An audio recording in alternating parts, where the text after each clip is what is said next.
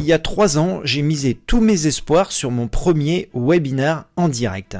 0 vente, 0. J'ai compris qu'un webinar n'est pas une simple réunion en ligne en fait. C'est un événement qu'il faut structurer et qui dure entre 45 minutes et 60 minutes.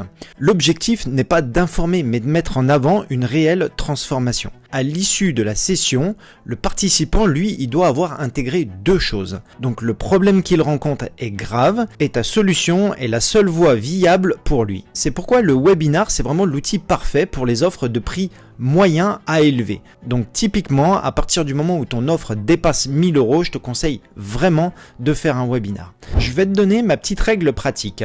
Donc si la vente de ton offre finale demande plus de 10 minutes de pitch ou de démonstration, le webinar va vraiment s'imposer à toi. En fait, il va te permettre de justifier la valeur perçue de ton prix élevé. Maintenant, je vais te parler de l'erreur que tu ne dois surtout pas faire. On m'a déjà posé la question, mais en fait, ton webinar en live, jamais tu en parles sur YouTube. Parce qu'en fait, ta vidéo sur YouTube va durer dans le temps. Et si tu dis à la personne qu'elle doit s'inscrire par exemple mardi prochain parce que ton webinar il est à midi, si la personne elle voit ta vidéo YouTube dans 6 mois, tu penses bien que effectivement ça sera trop tard et la personne ne pourra pas venir assister à ton webinar en live. Donc ça c'est vraiment l'erreur numéro 1 à ne pas faire.